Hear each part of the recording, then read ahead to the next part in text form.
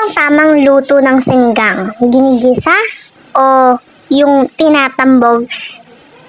Ginigisa like yung sahog tulad ng manok o baboy pag nasangkot siya na, tsaka lalagyan ng tubig.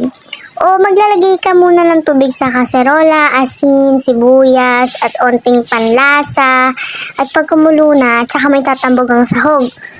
Ayan yung pinagtatalunan nila dito sa bahay. Dahil wala naman kaming lupa na pag-agawan, tamang luto na lang sa sinigang. So, ayun na nga, kahit naman ano pang luto pa ng sinigang yan, gisa o tambog, ang mahalaga pa din, yung pambili mo ng Ricardo.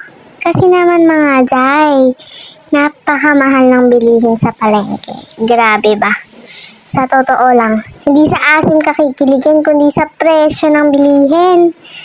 Like, is this the golden era? Literal na ginto ang mga presyo. Talagang sakit talaga sa bulsa. Diba?